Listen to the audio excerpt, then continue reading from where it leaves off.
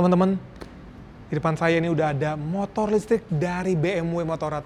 Ini adalah CE04 dan kalau lihat secara desainnya futuristis banget. Dan seperti apa detail dari motor listrik ini? Ini dia videonya.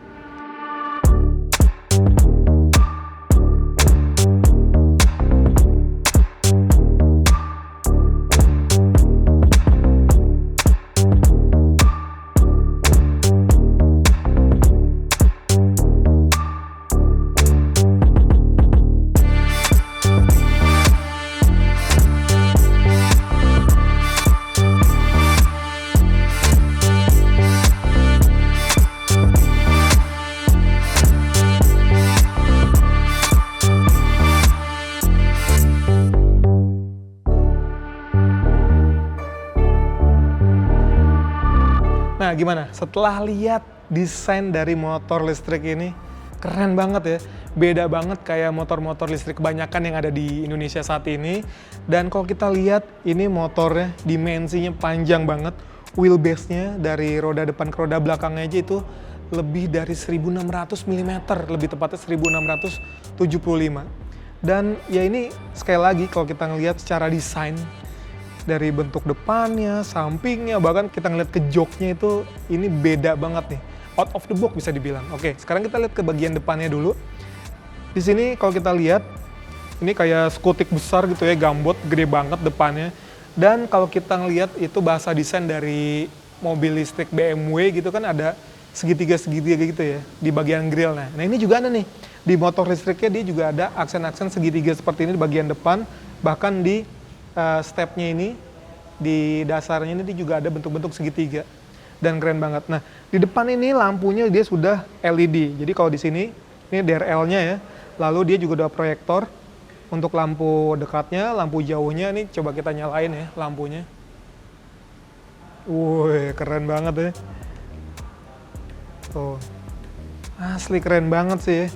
Dan di sini kayak di MotoGP kayak apa, pakai winglet gitu di samping-sampingnya untuk apa, mengaliri udara. Jadi emang keren banget. Dan kalau kita lihat dari rodanya, ini ukurannya 15 inci teman-teman. Dan ini dia udah double cakram.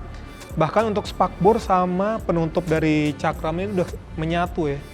Jadi secara desain juga keren, secara fungsional dia juga mampu meredam apa namanya kayak debu-debu atau kotoran untuk supaya nggak terlalu mengotori bagian disc brake-nya.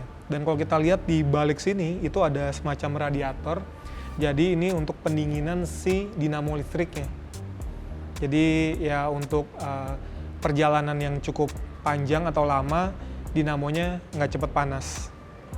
Asik ya. Dan di sini BMW tersedia dalam dua warna teman-teman. Jadi warna putih dan juga warna grey. Nah ini kan ada beberapa kayak semacam livery atau decal stiker gitu ya. Tapi sebetulnya secara dasarnya itu dia putih polos. Tapi kalau mau seperti ini optional sih ya. Ini bisa juga dapat dengan apa namanya tulisan CE04 seperti itu. Dan kalau kita lihat ke bagian samping, nah ini joknya dari depan ke belakang rata gitu ya. Jadi kalau di sini tadi infonya ini untuk mengatasi postur orang yang berbeda-beda. Karena kalau di BMW ini kan di luar juga dijual kan secara global, dan banyak orang bule yang secara postur tingginya itu lebih dari 170 cm sehingga supaya duduknya makin nyaman. Nah ini saya tingginya 170 nih. Nah, posisi duduknya seperti ini, dan kalau kita mau rebah, agak rebah gitu ya, ini bisa kayak gini. Nah kalau orang bule ya kan, dia kan terlalu nekuk takutnya. Nah dia bisa mundur lagi duduknya, jadi dia bisa rebah. Nah kok saya nggak nyampe nih karena kependekan gitu ya.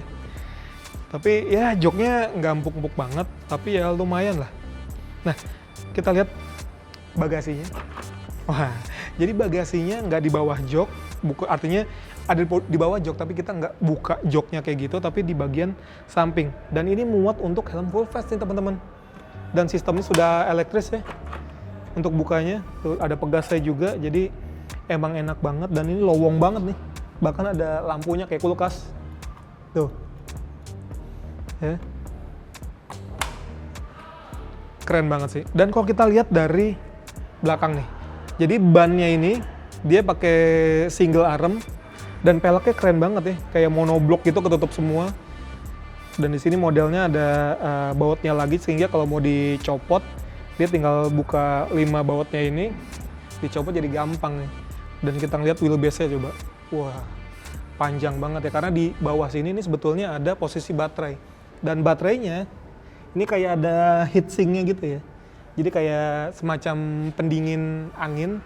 Jadi kalau dari depan kan ada hawa-hawa angin supaya minimalisir panas dari baterainya. Nah, kalau ini footstep untuk penumpang di jok belakang.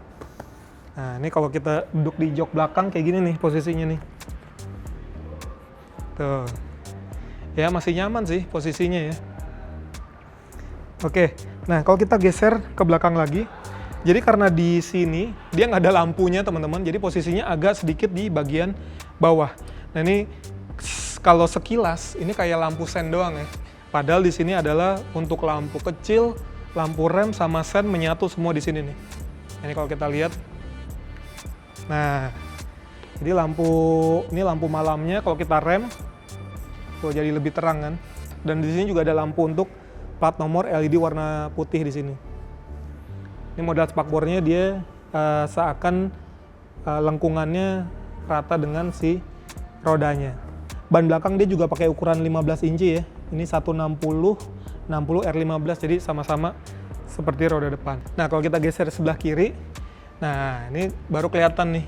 Jadi suspensinya dia modelnya agak rebah gitu ya. Jadi secara konsep udah kelihatan kayak motor-motor lowrider gitu ya. Udah rebah, udah gitu motornya juga panjang. Dan dia sistemnya pakai mid drive teman-teman. Jadi motor listrik atau dinamonya ada di bagian sini, lalu dihantarkan melalui belt. Lalu di sini ada final gear lagi. Sementara di bagian dalam itu ada rem cakram. Jadi untuk rem belakangnya sudah cakram juga ya. Gitu. Dan ini ada kayak covernya supaya ketika si roda jalan dan beltnya jalan, ini nggak kegesek sama orang di sekitar. Dan di sini ada covernya lagi dari plastik. Jadi supaya kelihatan lebih clean gitu ya. Oh iya, ini sebetulnya untuk standar tengah, ini tadi infonya ini optional teman-teman. Jadi emang motor ini cukup berat di 230-an kilogram. Untuk standarin tengahnya juga tadi cukup berat ya. Jadi dia sebetulnya standarnya itu untuk standar samping aja. Dan standar sampingnya juga keren sebetulnya. Karena kalau kita lihat di sini di mana standar sampingnya gitu ya, ternyata ada di bagian sini nih. Dia kayak kamuflase gitu sama si body-bodinya ini. Padahal di atas ini plastik ya, tapi kalau yang ini untuk standarnya dia pakai besi. Asli keren banget sih ini motornya. Dan kalau kita lihat ke bagian tengah, nah ini ada beberapa kompartemen ya. Sebetulnya di kiri untuk bukanya tinggal pencet aja. Udah elektris, jadi kita bisa naruh handphone di sini, bisa sambil ngecas. Dan asiknya ini ada blowernya teman-teman. Jadi ketika misalnya handphonenya sambil dicas kan biasanya ngeluarin suhu panas gitu ya. Nah ada blowernya di sini supaya tetap adem. Dan untuk pengecasannya dia ada di bagian kanan. Jadi kita tinggal tarik aja.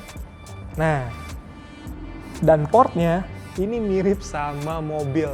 Jadi dia pakai port yang Type 2 ya. Dan pengecasannya itu bisa minimal 1300 watt atau di 6 ampere. Jadi kalau buat teman-teman yang rumahnya masih 1300 watt, itu sebetulnya bisa ngecas di rumah. Tapi dengan motor seharga ini, nggak mungkin lah di rumahnya wattnya itu 1300 kan. Dan untuk di sini juga bisa sampai 30 ampere, artinya sekitar 6600-an watt ya. Jadi kalau teman-teman di rumahnya udah punya mobil listrik dan punya wall charging, nah itu bisa tuh langsung colokin ke sini. Oke, untuk lama pengecasannya kalau kita pakai casan standar itu di sekitar 4 jam 20 menit ya. Tapi kalau untuk yang fast charging itu di 1 jam 40 menit. Tapi kalau misalnya dari 0 sampai 80% baterainya itu cukup 1 jam 5 menit. Jadi untuk yang fast charging tadi yang sekitar di 6.000-an itu sampai 7.000 watt itu bisa dalam waktu 1 jam. Karena baterainya ini dia sebetulnya kapasitasnya 8,5 kWh. Dan untuk range-nya itu bisa berjalan sekitar 130 km sekali pengecasan. Wah, 130 kilo sih lumayan jauh ya. Asik. Dan untuk kecepatan maksimal di motor ini bisa sampai 120 km per jam.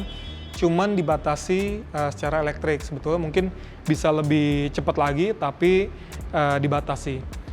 Dan kalau kita ngeliat ke sini, ini ada tombol. Jadi ini udah sistemnya kilas ya teman-teman ya. Kuncinya ada di sini nih. Nah ini model anak kuncinya kayak gini. Ya. Tuh, ini anak kuncinya, lalu bisa kita taruh di sini juga. Dan tinggal kita tekan aja untuk nyalain. Nah, langsung kelihatan panel instrumennya. Ini udah kayak mobil nih. Jadi layar TFT ukurannya 10,25 inci. Dan bisa kita lihat dari layar TFT ukuran 10,25 inci ini informasinya banyak banget ya. Ini kalau kita lihat di sini ada untuk persentase baterainya sekarang di 57% dan range-nya ini bisa sampai 69 km. Dan kalau kita lihat dari menunya, wah ini banyak banget ya. Ada My Vehicle info. Nah, di sini kita bisa lihat itu udah berapa. Ini bahkan ada TPMS-nya tapi harus jalan dulu ya supaya kelihatan. Nah, ini udah journey-nya berapa jam. Terus range-nya tinggal berapa, terus kecepatan rata-rata berapa, konsumsi energinya berapa. Di situ kelihatan di 9,1 km, 9,1 kWh per 100 km ya. Nah, itu sekarang naik lagi tuh di 92. Dan ini Recuper ini sebetulnya kayak sistem regeneratifnya gitu. Dia sudah save 0,7 kWh. Nah, kalau kita balik lagi di navigasi, nah navigasi ini sebetulnya kalau kita terintegrasi dengan aplikasi di smartphone, itu bisa kita ngelihat navigasinya tuh yang BMW punya. Begitupun dengan media dan teleponi ini sebetulnya harus terkoneksi dulu dengan smartphone ya. Dan kalau di sini ya settingan seperti biasa, tapi ini juga banyak banget informasinya. Dan ini yang tadi saya bilang, charging current limitnya mau berapa ampere. Nah, kalau misalnya di rumahnya ternyata wattnya kecil gitu, kita bisa mulai dari 6 ampere paling kecil. Tadi yang di 1300 watt itu ya. Tapi kalau misalnya kita ke SPKLU yang ada chargeran Type A, ini bisa sampai 30 ampere atau di sekitar 6600 watt. Dan kalau kita ngeliat ke bagian stangnya, nah ini beberapa tombolnya juga cukup banyak ya. Kalau di paling bawah dulu warna merah ada klakson, lalu ada sen di sini kayak standar lah ya. Lalu di atasnya ini ada tombol menu tadi untuk operasiin si panel instrumennya ini. Jadi menu-menu yang ada di situ, dan untuk dialnya ini, dialnya juga untuk pengaturan di panel instrumen. Lalu di sini sebelah kanan ini ada R. Jadi motor ini karena bobotnya berat dan wheelbase-nya cukup panjang, jadi kita bisa mundur pakai pencet aja tombol R sambil kita putar throttle-nya secara perlahan. Di atasnya ini ada tombol untuk lampu, sama di sebelah kanannya ada untuk lampu hazard. Dan di depannya ini ada untuk lampu dim. Nah, di sisi kanan ini untuk bisa dibilang apa ya, kayak cut off-nya lah. Jadi cut off-nya, lalu di atasnya ini ada modenya juga ada beberapa ya. Ada 4 di sini, ada Eco, ada juga Rain, ada Road, ada Dynamic. Jadi kalau di Rain tuh bisa dibilang supaya nggak terlalu agresif ya si bukaan throttle-nya, sehingga nggak bikin, karena kan jalannya licin tuh kalau saat hujan. Gitu teman-teman. Dan seperti apa sih rasa berkendaranya? Wah, kayak penasaran banget ya. Kita coba apa? Yuk. Dan kita pengen ngerasain seperti apa rasa berkendaranya. Ya di seputar-seputar sini aja sih. Cobain dulu ya. Ini kita pakai mode Eco dulu. Wah, ini karena wheelbase-nya panjang ya, jadi kita manuvernya juga lumayan lebar nih. Dan karena ini ada energi regeneratif tadi, pas kalau kita turunan gini berasa banget nih. Kayak mobil engine brake gitu ya. Wah, tapi emang powernya lumayan besar sih. Oke. Ini di mode Eco aja enak loh ini. Kita pindah mode ke Road. Nah, ini lebih responsif lagi nih. Tapi beda ya kalau sama motor-motor Cina yang apa namanya, putaran bawahnya tuh terlalu responsif, tapi kalau ini smooth aja sih. Asik benar. Dan ini juga tadi ya seperti dibilang, ini kan bisa mundur Jadi kalau misalnya kita lagi berhenti, karena ini bobotnya kan berat banget motornya, dan kita tinggal pencet aja R-nya di sebelah kiri, sampai di panel instrumen itu ada seperti huruf R-nya, dan kita bisa langsung mundur. Nah, tapi hati-hati kalau kita lepas lagi, nah ini langsung maju lagi tuh.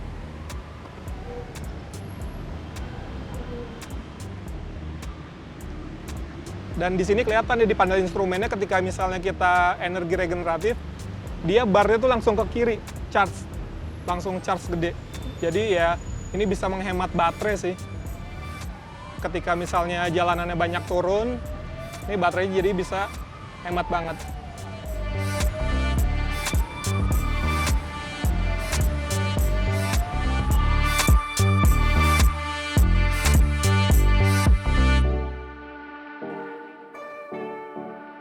Nah teman-teman, jadi ketika kita dilihat secara spek memang bobotnya sampai 230-an, tapi ketika misalnya kita udah bawa motornya sih udah enak aja ya. Tapi tadi ketika misalnya kita manuver kayak mau puter balik, memang lumayan besar ya beloknya, karena secara wheelbase juga panjang.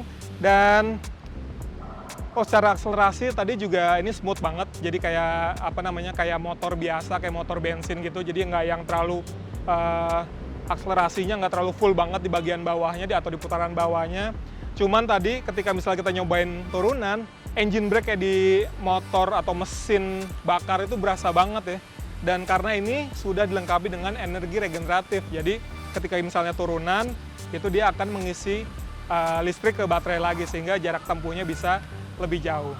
Tapi buat teman-teman yang kaum mending-mending, ini motor harganya udah sampai 400 juta, belum nyampe sih, ya masih di kisaran hampir 400 juta ya. Dan kalau kita bandingin sama mobil, ini udah sekelas apa ya? Ini kayak Hyundai Creta atau HR-V kali ini harganya ya. Jadi sekali lagi ini bukan buat kaum mending-mending. Dan sekali lagi karena ini udah mereknya BMW, jadi secara konsumen juga levelnya sudah level atas ya. Dan biasanya mereka sudah mencari moge-moge. Tapi kalau mau beralih ke motor listrik, ini dia salah satu pilihannya.